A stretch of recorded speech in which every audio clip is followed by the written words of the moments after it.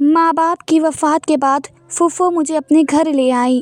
پھوپھا بھی میرے ساتھ اچھے تھے، پر پھوپھو ہر وقت یہی کہتی، اگر اپنی عزت بچانا چاہتی ہو تو میرے مرنے کے بعد فوراً یہاں سے بھاگ جانا۔ مجھے عجیب لگتا کہ پھوپھو ایسا کیوں کہتی ہیں۔ پھر اچانک پھوپھو کا انتقال ہو گیا۔ میں وہاں سے جیسے بھاگنے لگی تو مشین کی کھٹ پٹ مسلسل میری نیند میں خلل ڈال رہی تھی۔ میں کبھی چارپائی پر ایک جانب کروٹ بدل رہی تھی تو کبھی دوسری جانب کروٹ لے رہی تھی، مگر سلائی مشین کے شور کی آواز مجھے کسی طور بھی چین لینے نہیں دے رہی تھی۔ اوپر سے سورج اینٹ سر پر کھڑا ہوا تھا اور اس کی بڑھتی ہوئی روشنی ماحول میں شدت بڑھا رہی تھی۔ آہستہ آہستہ نیند میری آنکھوں سے دور بھاگتی جا رہی تھی اور میں آنکھیں کھول کر آس پاس کا جائزہ لینے لگی۔ اماں روز کی طرح تخت پر بیٹھی سلائی مشین پر جھکی ہوئی تھی۔ کمزور نگاہ کا موٹا سا چشمہ آنکھوں پر ٹکا ہوا تھا جو بار بار پھسل کر ناک پر آ ٹکتا تھا، اور نگاہیں مشین پر جمی ہوئی تھی۔ یہ اس گھر کا روز کا معمول تھا کہ اماں صبح سویرے ہی سلائی مشین لے کر بیٹھ جاتی تھی، اور پھر اماں ہوتی تھیں اور ان کی سلائی مشین ہوتی تھی۔ سلائی مشین بہت پرانی ہو چکی تھی تو اس کی کھٹ پٹ کی آواز پورے گھر میں گونجا کرتی تھی، اور روزانہ ہی یہ میری نیند میں خلل ڈالا کرتی تھی۔ کبھی کبھی تو میں اس آواز سے بہت تنگ آ جایا کرتی تھی، اور جب بھی اماں کو منع کرتی کہ وہ سلائی مشین صبح ہی لے کر نہ بیٹھا کریں تو وہ نصیحتیں سننے کو ملتی کہ کانوں سے دھواں نکلنا لگ جایا کرتا۔ اس وجہ سے میں نے اماں کو کچھ بھی کہنا چھوڑ دیا تھا اور کانوں پر تکیہ رکھ کر سونے کی کوشش کرتی رہتی تھی۔ میں جب بھی اماں کو صبح سویرے سلائی مشین لے کر بیٹھنے سے منع کرتی تو اماں الٹا مجھ پر ہی چڑھ کر دوڑتی اور میں سلائی مشین کو برا بھلا بھی بول دیا کرتی تھی، اور یہ بات اماں کو بے حد ناگوار گزرتی تھی۔ ہمارے گھر کا چولہا ہی سلائی مشین کی وجہ سے چل رہا تھا۔ اگر یہ نہ ہوتی تو ہم لوگ تو بھوکے ہی مر جاتے اور کسی کو بھی خبر نہ ہوتی، کیونکہ ہم لوگ بے حد غریب تھے۔ اس لیے کوئی بھی رشتہ دار ہم لوگوں سے ملنا پسند نہیں کرتا تھا۔ لے دے کر ابا کی صرف ایک ہی بہن تھی جو اکثر ہمارا حال چال پوچھنے گھر آ جایا کرتی تھی، مگر ان کا زیادہ آنا جانا بھی ان کے شوہر کو پسند نہیں تھا، اس لیے وہ اکثر اپنے شوہر سے چھپ کر ہمارے گھر آتی تھی۔ میری پھپھو میری اماں کی نند تھیں۔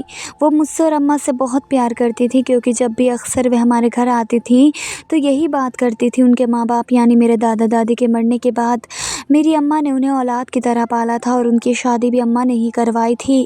ایک طرح سے وہ میری اماں کو اپنی بہن سے زیادہ اپنی اماں ہی طرح سمجھتی تھیں۔ تو میرے ابا کے مرنے کے بعد انہوں نے باقی رشتہ داروں کی طرح ہم سے منہ نہیں موڑا تھا، بلکہ مسلسل ہماری خبر گیری کرنے کے لیے آتی رہتی تھیں اور حسب توفیق ہماری مدد بھی کرتی رہتی تھیں۔ مگر میری اماں بہت خوددار تھیں، وہ ان سے کسی بھی طرح کی کوئی مدد نہیں لیتی تھی۔ یہی وجہ تھی کہ انہوں نے ابا کے مرنے کے بعد گھر کا خرچہ چلانے کے لیے سلائی مشین سنبھال لی تھی۔ اب وہ محلے بھر کی تمام عورتوں کے کپڑے کی سلائی کیا کرتی تھی۔ اسی طرح کھینچن تان کر ہمارا گزارا ہو ہی جاتا تھا اور ہمیں کسی کے سامنے ہاتھ نہیں پھیلانے پڑتے تھے۔ پھوپھو اماں کی مدد اس طرح سے بھی کر دیا کرتی تھی کہ وہ اماں کو اپنے محلے سے بھی عورتوں کے کپڑے سلائی کروانے کے لیے لے آتی تھیں۔ اس طرح اماں کے پاس کام اور زیادہ آ جاتا تھا اور چند پیسے بھی مزید آ جاتے تھے۔ جب میرے ابا زندہ تھے تب ہمارے حالات اتنے برے نہیں تھے۔ ابا کہیں سے بھی کما کر لے آتے تھے اور گھر کا چولہا چوکا جل جایا کرتا تھا، مگر پھر ابا کو ایسی بیماری نے آن گھیرا جس نے دیکھتے ہی دیکھتے ابا کو دیمک کی طرح چاٹ لیا۔ ابا دن پہ دن کمزور ہوتے جا رہے تھے اور صحت گرتی جا رہی تھی۔ پہلے جو کبھی ان کی صحت قابل رشک ہوا کرتی تھی، ابو صرف ہڈیوں کا ڈھانچہ معلوم ہوتے تھے۔ اماں ان کی یہ حالت دیکھ دیکھ کر بولتی رہتی تھی، مگر ابا نے پھر بھی اس حالت میں کمانا نہیں چھوڑا تھا۔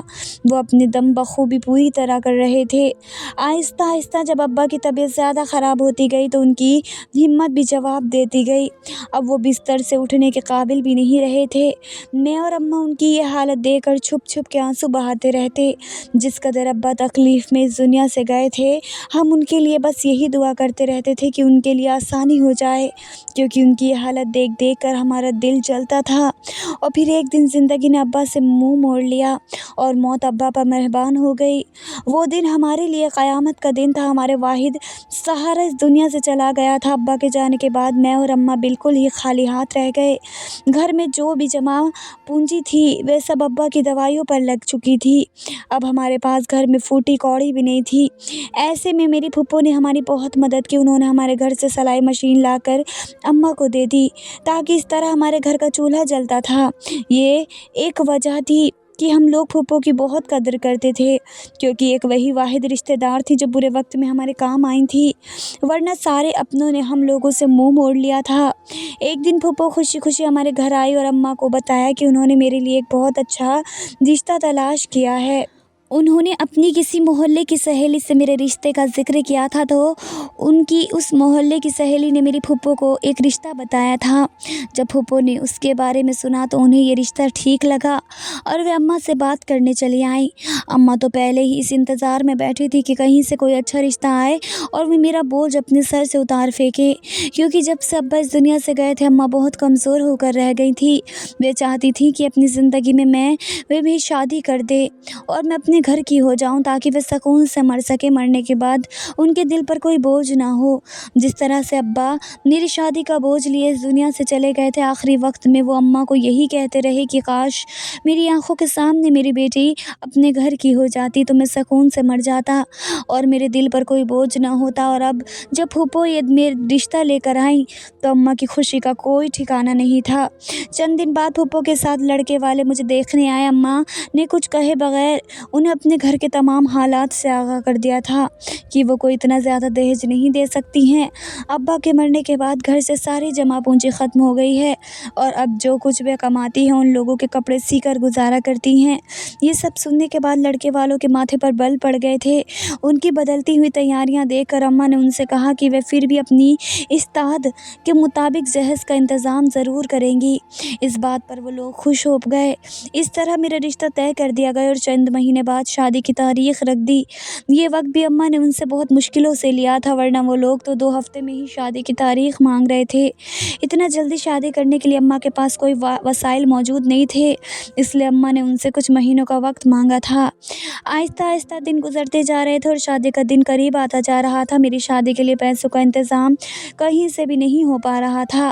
اماں نے میرے ماموں سے شادی میں مدد کرنے کی درخواست کی، مگر انہوں نے صاف ہری جھنڈی دکھا دی کہ وہ ایسا کوئی مدد نہیں کر سکتے، ان کے خود گھر کے حالات بہت خراب ہیں، جبکہ سبھی جانتے تھے کہ ماموں اچھا کماتے کھاتے ہیں، انہیں کسی چیز کی کمی نہیں ہے۔ یہ چاہتے تو میری شادی کا پورا خرچہ بھی اٹھا سکتے تھے، مگر انہوں نے ایسا نہیں کیا۔ ماموں کی طرف سے مایوس ہو کر اماں نے میرے تایا سے مدد کرنے کی درخواست کی، مگر تائی نے اماں کو ذلیل کر دیا کہ جب ہاتھ میں پیسے نہیں تھے تو بیٹی کی شادی کرنے کی کیا ضرورت تھی۔ اماں ہر جانب سے مایوس ہو گئی تھی۔ ایسے میں پھپھو آگے بڑھی اور انہوں نے میری شادی کے لیے اپنی سونے کی چین بیچ دی۔ انہوں نے اپنے شوہر سے چھپ کر اپنے سونے کی چین بیچی تھی، ورنہ ان کے شوہر انہیں ایسا ہرگز نہیں کرنے دیتے۔ پھپھو کی اس حرکت نے ہمیں مزید ان کے احسان تلے دبا دیا۔ اماں تو پھپھو کے سامنے نگاہیں نیچے کیے بیٹھی رہتی تھیں۔ اس طرح سے کچھ تو میری شادی کا انتظام ہو گیا۔ ابھی شادی میں 1 ہفتہ رہا تھا، اتنے میں لڑکی کی بہن ہمارے گھر تشریف لائی اور انہوں نے ہمارے سامنے ایک ڈیمانڈ رکھی کہ انہیں دہیج میں موٹر سائیکل چاہیے۔ ان کی یہ بات سن کر میری اماں تو دنگ سی رہ گئیں اور پھپھو کے پیروں تلے سے زمین نکل گئی۔ ان لوگوں کو اس بات کی توقع ہرگز نہیں تھی وہاں سے کوئی ایسی بات سامنے آئے گی۔ پہلے ہی میرے جہیز کی چند چیزوں کا اور بارات کے کھانے کا انتظام اتنی مشکلات سے ہوا تھا، اور اب میری اماں جہیز میں موٹر سائیکل کیسے دے سکتی تھی؟ یہ تو بالکل ہی ناممکن بات تھی۔ اماں نے ان کو ہمارے گھر کے سارے حالات پہلے ہی بتا رکھے تھے اور اب ایسے میں ان کی طرف سے یہ ساری باتیں سمجھ سے بالکل باہر تھیں۔ اماں نے اسی وقت ان سے معذرت کی کہ وہ موٹر سائیکل بالکل نہیں دے سکتی۔ اس بات کو ان لوگوں نے اپنی انا کا مسئلہ بنا لیا اور بارات آنے سے صاف انکار کر دیا کہ اگر ہم لوگ جہیز میں موٹر سائیکل نہیں دیں گے تو وہ لوگ بارات بھی نہیں لائیں گے۔ اماں اور پھپھو نے انہیں بہت سمجھانے کی کوشش کی، مگر وہ لوگ اپنی ضد پر اڑے رہے اور اس طرح میری شادی ہوتے ہوتے رہ گئی، کیونکہ ان لوگوں نے موٹر سائیکل کے بغیر شادی کرنے سے صاف انکار کر دیا تھا۔ اس بات کا صدمہ میری اماں نے اس قدر لیا کہ وہ بیمار ہو گئیں اور چارپائی سے جا لگیں۔ میں دن رات انہیں دیکھ دیکھ کر روتی رہتی، کیونکہ وہ میرا ایک اکلوتا سہارا تھا۔ اماں کے بعد زندگی بہت مشکل ہو گئی تھی، مگر اماں پھر بھی مجھے ابا کی کمی محسوس نہ ہونے دیتی، اور اب جب اماں کی چارپائی سے لگ گئی تھی تو ایک دفعہ پھر ابا کے جانے کا منظر میری آنکھوں کے سامنے لہرانے لگا۔ ایک رات اماں سوئی تو سوتی ہی रह गई, वे फिर उठ ना सकी। मैंने जब सुबह अम्मा को उठाना चाहा तो उनका हाथ एक जानिब को लुढ़क गया। मैं अपनी जगह पर थक से रह गई। मैंने फिर से अम्मा को हिलाया तो अम्मा बिल्कुल बेसुध पड़ी थी। मैं भागकर बराबर वाली आंटी के यहाँ गई, उन्होंने घर बुलाया। वो घर आई और अम्मा को देखा तो खामोशी से मुझे गले लगा लिया और मेरी फूफो को एक बच्चे को बुलाने के लिए भेज दिया। एक और क़यामत मेरी मुंतज़िर थी। मेरे माँ बाप दोनों ही मुझे छोड़ कर जा चुके थे। अम्मा और अब्बा दोनों ही मर चुके थे। मेरा घर बिल्कुल ही खाली हो गया था। मैं खाली नज़रों से सारा दिन घर की छत को तकती रहती थी। मैं अम्मा के मरने का ज़िम्मेदार ख़ुद को ठहरा रही थी। मेरी शादी के टूटने का सदमा अम्मा ने इस कदर ले लिया था कि वो अपनी जान से ही हाथ धो बैठी। मैं जानती थी अम्मा मेरे लिए किस कदर परेशान रहती थी। ना जाने वो मुझे कैसे छोड़ कर चली गई। जब मौत का फ़रिश्ता उन्हें लेने आया होगा तो उन्होंने हाथ जोड़े ही होंगे। ये सारी बातें मुझे बेहद परेशान रखती थी। अम्मा की याद मुझे किसी पल चैन नहीं लेने दे रही थी। अब सुबह सुबह मेरे कानों में सिलाई मशीन की खटपट भी नहीं आ रही थी। मैं सारा दिन घर में एक ही जगह बैठी रही थी। अम्मा का जनाजा हो गया था। फूफो मेरे साथ ही घर में रुकी हुई थी। अब घर में तमाम मेहमान भी चले गए थे, मगर किसी ने ये नहीं सोचा था कि जवान लड़की घर में अकेली कैसे रहेगी। इन हालात में भी फूफो ही सामने आए हुए मुझे अपने साथ अपने घर ले आई। फूफो के एक और एहसान तले में दब चुकी थी। हम लोगों पर फूफो ने जितने भी एहसान किए थे, उन एहसानों का बदला मैं मरकर भी नहीं चुका सकती थी। जाहिर है इस घर में मैं अकेली नहीं रह सकती थी। मुझे लाजमी किसी का सहारा चाहिए था। ऐसे में फूफो का सहारा देना मेरे लिए बहुत बड़ी बात थी। मैं चुपचाप फूफो के साथ उनके घर चली आई। उनका घर हमारे घर से कुछ फासले पर ही था। जब मैं फूफो के साथ उनके घर में दाखिल हुई तो सामने ही सहन में फूफा बैठे हुए थे। मुझे देखते ही माथे पर बल पड़ गए, मगर उन्होंने मुँह से कुछ न कहा। फूफो के घर में 2 ही कमरे थे। एक कमरे में फूफो और फूफा रहते थे। वो फूफा ने दूसरे कमरे में मेरा सामान रखवा दिया। मेरे पास सामान था ही क्या, बस चंद जोड़े थे पहनने के लिए। इसके अलावा मेरे पास कोई सामान नहीं था। मैं दूसरे कमरे में आ गई तो फूफो भी कमरे में चली गई। कुछ देर बाद फूफो और फूफा के कमरे से उनके लड़ने की आवाज़ें आ रही थी। फूफो उनसे कह रही थी कि यतीम बच्ची समझकर ही मुझे इस घर में रहने दें, मगर फूफा किसी सूरत भी राज़ी नहीं हो रहे थे। कुछ देर तक उनके लड़ने की आवाज़ें आती रहीं और मैं दूसरे कमरे में परेशान बैठी रही कि अगर मैं यहाँ से भी निकाल दी गई तो मैं कहाँ जाऊँगी। मेरे पास तो इस घर के सिवा और कोई ठिकाना भी नहीं था। कुछ देर बाद फूफा घर से बाहर चले गए। उनके जाने के बाद मैंने फूफो से पूछा कि क्या उन्हें मेरा इस घर में आना पसंद नहीं आया, तो फूफो ने निगाहें चुराते हुए कहा कि नहीं, ऐसी कोई बात नहीं है, वो लोग किसी और बात पर लड़ रहे थे। मुझे परेशान होने की ज़रूरत नहीं है, अब मैं इसी घर में रहूँगी। ये बात सुनकर मुझे इत्मीनान हुआ, वरना मैं तो बस परेशान हो बैठी थी। दिन आहिस्ता आहिस्ता गुजरते जा रहे थे। अब मैं फूफो के साथ उनके घर में ही रहने लगी थी। उस दिन के बाद से फूफा ने दोबारा फूफो से कुछ नहीं कहा था। उनका रवैया भी मेरे साथ बिल्कुल ठीक होता था। वे मुझे घर से निकलने के लिए नहीं कहते थे। मेरे लिए इतना ही काफ़ी था। मैं जो अपने घर में हिलकर काम नहीं करती थी, हालांकि पूरे घर की जिम्मेदारी मैंने संभाल ली थी। हालांकि फूफो मुझे घर के काम करने से भी मना करती थी और मुसलसल काम में लगी रहती थी, मगर मुझे अच्छा नहीं लगता था किसी के घर में रहकर आराम करूं। इसी वजह से मैं पूरा दिन घर के कामकाज करती रहती थी। एक रात में थक हार कर सो रही थी जब मुझे फूफो और फूफा के कमरे से लड़ने की आवाज़ें आने लगी। मैंने उन पर गौर किया तो मुझे उनकी लड़ाई के दरमियान अपना नाम सुनाई देने लगा। मैं परेशान हो गई कि कहीं मुझे इस घर से निकालने का तो नहीं कह रहे होंगे, मगर फिर कुछ देर बाद सारी आवाज़ें आना बंद हो गई। मगर फिर उसके बाद मुझे नींद ना आ सकी। बेघर होने का शोर मेरे जहन में पंजे गाड़े बैठा था। पूरी रात मैंने जागते हुए आंखों में काट दी। मुझे एक पल के लिए भी नींद नहीं आई। सुबह उठते ही मैंने रात के मुतालिक पूछा तो उन्होंने बात गोल कर दी और अपनी इस लड़ाई के मुतालिक मुझे कुछ नहीं बताया, मगर मुझे फूफो कुछ परेशान सी दिखाई दी और पूरा दिन भी वे खोई खोई रही। मैं उनसे बात करने के लिए उन्हें आवाज़ देती, मगर उन्हें मेरी आवाज़ भी सुनाई नहीं देती। वो जैसे किसी और ही दुनिया में खोई हुई थी। अब यह हर दूसरे तीसरे दिन का मामूल हो गया कि फूफो और फूफा के लड़ने की आवाज़ें आती और साथ में मुझे मेरा नाम भी सुनाई देता, मगर वे किस बात के पीछे लड़ते थे इस बात की समझ मुझे ना आ सकी। फूफो इन दिनों बेहद परेशान रहने लगी थी। उन्होंने एक रिश्ते वाली से कहकर मेरे लिए रिश्ते की तलाश भी शुरू कर दी थी, मगर कोई भी एक यतीम लड़की को अपने घर की बहू नहीं बनाना चाहता था और ऊपर से मेरी शादी भी होते होते रह गई थी। इस बात ने भी मेरे दामन पर दाग लगा दिया था। اب جو بھی رشتہ آتا تھا پہلے تو وہ یہی بات سن کر بھاگ جاتے۔ شادی سے کچھ دن پہلے میری شادی ٹوٹ چکی تھی۔ اس بات نے مجھے کہیں کا نہیں چھوڑا تھا۔ پھوپھو پہلے ہی دم شوگر کا مریض تھی اور اب تو انہیں کھانسی بھی رہنے لگی تھی۔ میں پھوپھو کو آرام کرانے کی ہر ممکن کوشش کرتی اور خیال بھی بہت رکھنے لگی تھی۔ میں نہیں چاہتی تھی کہ جس طرح سے میرے ماں باپ مجھے چھوڑ کر گئے میری پھوپھو بھی مجھے چھوڑ کر چلی جائیں۔ ماں کے مرنے کے بعد پھوپھو نے مجھے ماں کی کمی بالکل محسوس نہیں ہونے دی تھی۔ وہ میری ایک ماں کی طرح ہی خیال رکھتی تھیں اور مجھ سے اپنی اولاد کی طرح ہی پیش آتی تھیں۔ پھوپھو کی اولاد نہیں تھی، وہ بچپن سے ہی مجھے اپنی بیٹی کی مانند محبت کرتی تھی اور میں بھی انہیں اپنی ماں کی طرح سمجھتی تھی، مگر وقت کو جانے کیا منظور تھا، پھوپھو کی طبیعت بگڑتی ہی جا رہی تھی۔ میری آنکھوں کے سامنے میرے ماں باپ اس دنیا سے چلے گئے اور پھوپھو کو کھونے کا دکھ میں نہیں اٹھا سکتی تھی۔ اب پھوپھو کو ہر وقت بیمار رہنے لگی تھی اور وہ ہر وقت یہی کہتی رہتی تھی کہ میرے مرنے کے بعد یہاں سے بھاگ جانا، اس گھر میں نہیں رہنا۔ مجھے پھوپھو کی یہ بات بہت عجیب لگتی، مگر ان کی خراب طبیعت کے پیش جر میں ان سے زیادہ سوالات نہیں کر سکتی تھی اور خاموشی سے ان کی باتوں کے جواب میں سر ہلا دیا کرتی تھی۔ حالانکہ پھوپھو کا رویہ میرے ساتھ بالکل ٹھیک تھا، مگر نہ جانے ایسی کون سی بات تھی جس سے پھوپھو کو ہر وقت دھڑکا لگا رہتا تھا۔ وہ جیسے مجھ سے بہت کچھ کہنا چاہتی تھی مگر کچھ کہہ بھی نہیں سکتی تھی، بس یہی کہتی رہتی کہ میں ان کے مرنے کے بعد اس گھر سے فوراً چلی جاؤں اور ہرگز بھی نہ رکوں۔ اس دن پورا دن پھوپھو پلنگ پر لیٹی کھانستی رہی اور ان کا سانس بھی اکھڑتا رہا اور میں بے بسی کی مورت بنی پھوپھو کو اس حال میں دیکھتی رہی۔ پھوپھو نے مجھے اپنے پاس بلا کر مجھ سے ایک بار پھر وعدہ لیا کہ میں ان کے مرنے کے بعد یہاں نہیں رہوں گی۔ ان کے منہ سے موت کا نام سن کر میرا دل دہلنے لگا۔ اب اپنی زندگی میں اتنا بڑا صدمہ برداشت نہیں کر سکتی تھی، مگر قسمت پر کب کسی کا زور چلا ہے اور میری ہی آنکھوں کے سامنے پھوپھو نے دم توڑ دیا۔ ایک بار پھر ایک اور قیامت مجھ پر ٹوٹی، مگر میں ہر بار کی طرح زندہ رہی۔ میرے سارے رشتے ایک ایک کر کے اس دنیا سے رخصت ہو گئے تھے، مگر میں زندہ تھی۔ اس وقت شدت سے میں نے اپنی موت کی دعا مانگی تھی۔ پھوپھو کی تدفین کے بعد میں سوچ رہی تھی کہ مجھے اس گھر میں نہیں رکنا چاہیے، مگر میں کوئی فیصلہ نہیں کر پا رہی تھی کہ مجھے کیا کرنا چاہیے۔ اگر میں اس گھر سے نکل بھی جاؤں تو کہاں جاؤں گی؟ اس دنیا میں تو اب میرا کوئی بھی نہیں رہا تھا۔ ماموں تایا چند لمحوں کے لیے ہی تو کفن کے وقت آئے تھے، وہ بھی مجھ سے بات کیے بغیر ہی چلے گئے۔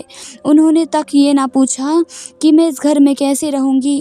پھوپھو کی میت سامنے رکھی تھی، عورتیں باتیں کر رہی تھیں، پہلے اس کی شادی ٹوٹ گئی، ضرور لڑکی میں کوئی عیب ہوگا جو یوں پہلے لڑکے والوں نے بارات لانے سے انکار کر دیا، پھر اس کی ماں بھی مر گئی اور اب اس کی پھوپھو کو بھی کھا گئی ہے۔ یہ لڑکی ہی منحوس ہے، جس گھر میں جائے گی وہاں منحوسیت ہی پھیلائے گی۔ اب ان عورتوں کی یہ باتیں سن کر میرا دل چھلنی ہو رہا تھا۔ وہ اپنی زبان سے کسی کو بھی جان سے مارنے کا ہنر رکھتی تھیں۔ میں بس خاموش بیٹھی عورتوں کی باتیں سن رہی تھی اور اپنی قسمت کو کوس رہی تھی۔ رات گہری ہوتی جا رہی تھی، گھر سے تمام مہمان بھی رخصت ہو چکے تھے، پھوپھا بھی ابھی تک گھر نہیں آئے تھے۔ مجھے ان کے گھر آنے سے پہلے اس گھر سے نکلنے کا فیصلہ کرنا تھا اور میں نے فیصلہ لیا کہ میں پھوپھو کی بات پر عمل کروں گی اور یہ گھر چھوڑ کر کہیں بھی چلی جاؤں گی۔ پھوپھو نے کچھ سوچ سمجھ کر ہی مجھ سے یہ بات کی ہوگی، ورنہ تو وہ مجھے ماں سے بڑھ کر چاہتی تھی، یوں بنا کسی وجہ سے مجھے اپنی موت کے بعد بے گھر نہیں کر سکتی تھی۔ میں نے ایک بیگ میں اپنے چند جوڑے رکھے اور پھر کچھ پیسے پھوپھو نے مجھے دیے ہوئے تھے وہ بھی اپنے بیگ میں رکھے اور چادر کو اپنی گرد اچھے سے لپیٹ کر میں گھر سے نکلنے لگی، مگر اسی لمحے پھوپھا گھر میں داخل ہوئے اور مجھے یوں گھر سے نکلتا دیکھ کر وہ ٹھٹک گئے۔ انہوں نے مجھ سے پوچھا کہ رات کے اس پہر میں کہاں جا رہی ہوں، تو میری زبان جیسے تالوے سے چپک گئی۔ انہوں نے میرے ہاتھ میں پکڑا بیگ دیکھا اور سمجھ گئے کہ میں گھر چھوڑ کر جا رہی ہوں۔ وہ ایک دم ہی غصے میں آ گئے اور مجھ سے چلا کر پوچھنے لگے کہ میں کہاں جا رہی ہوں اور کیوں۔ تو میں بہت ڈر گئی اور میں نے انہیں ساری بات بتا دی کہ پھوپھو نے مجھ سے کہا تھا کہ ان کے مرنے کے بعد یہ گھر چھوڑ کر چلی جاؤں، اسی وجہ سے میں یہ گھر چھوڑ کر جا رہی ہوں۔ یہ سن کر پھوپھا کے ماتھے پر بل پڑ گئے اور انہوں نے مجھے پیار سے سمجھایا کہ بیماری کی وجہ سے میری پھوپھو کا دماغ خراب ہو گیا تھا، ورنہ وہ مجھے ایسے گھر سے جانے کو کیوں کہیں گی، جبکہ انہیں پتہ بھی تھا کہ میرے پاس رہنے کا کوئی ٹھکانہ نہیں ہے۔ مجھے ان کی بات دل پر لگی اور میں نے سوچا کہ شاید پھوپھا صحیح کہہ رہے ہیں۔ انہوں نے مجھ سے کہا کہ جا کر میں اپنا سامان اندر رکھوں اور وہ کچھ دیر میں واپس آ رہے ہیں۔ وہ گھر سے دوبارہ باہر چلے گئے کچھ دیر میں آنے کا کہہ کر۔ جب وہ گھر سے نکلے تو مجھے باہر سے کنڈی لگانے کی آواز آئی، مگر میں نے اس بات کو اپنا وہم سمجھا اور دوبارہ اپنے کمرے میں چلی گئی۔ ابھی مجھے کمرے میں آئے ہوئے کچھ دیر ہی گزری کہ پھوپھا دوبارہ گھر میں واپس آ گئے۔ میں کمرے میں بیٹھی پھوپھو کو یاد کر رہی تھی تو مجھے باہر سے کچھ آدمیوں کی باتیں کرنے کی آواز آنے لگی۔ مجھے لگا کچھ لوگ پھوپھو کی تعزیت کرنے آئے ہوں گے، اسی وجہ سے میں اندر ہی بیٹھی رہی تھی۔ کچھ دیر بعد پھوپھا کمرے میں آئے اور انہوں نے مجھ سے مہمانوں کے لیے چائے بنانے کو کہا۔ میں خاموشی سے اٹھ کر چائے بنانے باورچی خانے میں چلی گئی اور جب چائے لے کر مہمانوں کے سامنے گئی تو وہاں 3 آدمی بیٹھے ہوئے تھے۔ میں نے ان لوگوں کے سامنے چائے لے جا کر رکھی تو ان آدمیوں نے گہری نظروں سے میرا جائزہ لیا۔ میں ان کی نظروں سے غائب ہو کر دوبارہ کمرے کی طرف جانے لگی تو ان میں سے ایک میرا پھوپھا سے کہنے لگا، تم تو اس لڑکی کے بہت کم پیسے لے رہے ہو۔ میں یہ بات سن کر اپنی جگہ ٹھٹک کر رہ گئی اور بے یقین نظروں سے اپنے پھوپھا کی طرف دیکھا۔ مجھے اپنے کانوں پر یقین نہیں آیا کہ میں یہ کیا سن چکی ہوں۔ پھوپھا نے جب یہ مجھے وہاں کھڑے دیکھا تو مجھ سے کہا کہ میں جلدی سے اپنا بیگ لے کر آ جاؤں۔ اس طرح وہ بات کر رہے تھے جیسے کوئی بہت معمولی بات ہو۔ اس لمحے مجھے ساری حقیقت سمجھ میں آئی کہ کیوں پھوپھو مجھے اس گھر سے جانے کو کہتی رہی اور میں بے وقوف اپنے پھوپھا کی باتوں میں آ گئی اور اب وہ مجھے دوسرے آدمیوں کے ہاتھوں فروخت کر رہے ہیں۔ مجھے اپنے ارد گرد زمین گھومتی ہوئی محسوس ہوئی۔ جب مجھے پھوپھا نے اپنی جگہ مجسمہ بنا دیکھا تو ان آدمیوں سے کہا وہ مجھے لے جا سکتے ہیں۔ ان میں سے ایک آدمی آگے بڑھا اور میرا ہاتھ پکڑ لیا۔ اس کا ہاتھ پکڑتے ہی میں جیسے ہوش کی دنیا میں واپس آئی اور چیختی ہوئی اس کے مضبوط ہاتھوں کی گرفت سے اپنا ہاتھ نکالنے لگی، مگر اس آدمی کی گرفت بہت مضبوط تھی۔ اس کا مقابلہ مجھ جیسی کمزور سی لڑکی کہاں کر سکتی تھی۔ تبھی میں نے چیخنا چلانا شروع کر دیا، پھوپھو کو خدا کے واسطے دینا شروع کر دیا کہ وہ مجھ پر یہ ظلم نہ کرے اور مجھ پر رحم کرے، مگر ان پر میری کسی دہائی کا اثر نہ ہوا اور وہ آدمی مجھے کھینچتے ہوئے اپنے ساتھ لے کر باہر چلا گیا۔ باہر آ کر اس نے مجھے اپنی گاڑی میں ڈالا اور خود ڈرائیونگ سیٹ پر بیٹھ گیا۔ اتنے میں اندر سے 2 آدمی بھی باہر آ گئے اور وہ بھی گاڑی میں آ کر بیٹھ گئے۔ کچھ دیر بعد گاڑی چلنے لگی اور میں کانپنے لگی۔ میں ان آدمیوں کی منتیں کر رہی تھی کہ مجھے جانے دے، مگر وہ میری طرف سے بالکل کان لپیٹے پڑے تھے۔ کچھ دیر بعد گاڑی ایک جھٹکے سے رکی۔ ان کی باتوں سے اندازہ ہوا کہ ان کی گاڑی کا ٹائر پھٹ گیا ہے۔ وہ آدمی اتر کر اپنی گاڑی کو دیکھنے لگے۔ میں موقع غنیمت جانتے ہوئے ان کی گاڑی سے اتر کر سڑک پر اندھا دھند بھاگنے لگی۔ سڑک کے دونوں طرف اکا دکا روشنیاں لگی تھیں اور گاڑی تیزی سے جا رہی تھی۔ ان آدمی نے بھاگتے دیکھا تو میرا پیچھا کرنے کی کوشش کی، مگر جتنی تیزی سے میں بھاگ رہی تھی تو میں سامنے سے آتی ایک گاڑی سے ٹکرا گئی اور اچھل کر دور جا گری۔ وہ گاڑی والا خود طرز بندہ تھا۔ اس نے مجھے دیکھ کر اپنی گاڑی روک لی۔ وہ آدمی میرا اتنا برا ایکسیڈنٹ دیکھ کر اپنی جگہ پر رک گیا اور مجھے مرنے کے لیے چھوڑ کر فرار ہو گیا۔ اس گاڑی والے نے مجھے اٹھا کر اسپتال پہنچایا۔ جب میں ہوش میں آئی اور خود کو اسپتال میں پایا تو شکر ادا کیا کہ میں ان آدمیوں سے بچ گئی ہوں، ورنہ نہ جانے وہ میرا کیا حشر کرتے۔ کچھ دیر بعد ایک آدمی اندر آیا اور اس نے اپنا تعارف کروایا کہ اس کی گاڑی سے میرا حادثہ ہوا تھا، تبھی وہ مجھے اٹھا کر یہاں اسپتال لے آیا۔ اس نے مجھ سے میرا گھر کا پتہ پوچھا تو میں رونے لگ گئی کیونکہ اس کے سوا میرے پاس اور کوئی بھی چارہ نہیں تھا۔ میں نے اس آدمی کو ساری تفصیل بتائی اور اس نے التجا کی کہ وہ مجھے کسی دارالامان چھوڑائے کیونکہ اب اس دنیا میں میرا کوئی نہیں ہے۔ وہ کچھ دیر تک سوچتا رہا، پھر اس نے اپنی بیوی کو فون کر کے میرے بارے میں ساری تفصیل بتائی اور اپنی بیوی سے میری بات بھی کروائی۔ پھر اپنی بیوی کی اجازت سے وہ مجھے اپنے ساتھ اپنے گھر لے گیا۔ اس آدمی کی بیوی بہت رحم دل تھی۔ اس نے مجھے اپنے گھر میں جگہ دی۔ میں کچھ سال تک ان مہربان لوگوں کے پاس رہی، پھر ان لوگوں نے ایک اچھی جگہ میرا رشتہ دیکھ کر میری شادی کر دی۔ شادی سے پہلے میں نے اپنے ہونے والے شوہر کو اپنے بارے میں ساری حقیقت بتا دی تھی تاکہ شادی کے بعد کوئی پریشانی نہ ہو۔ انہوں نے مجھے میری حقیقت کے ساتھ دل سے قبول کیا۔ آج میں اپنے گھر میں پرسکون زندگی بسر کر رہی ہوں۔ مجھے اکثر اپنے ماں باپ اور اپنے پھوپھو کی بہت یاد آتی ہے۔ دھنیہ واد دوستو۔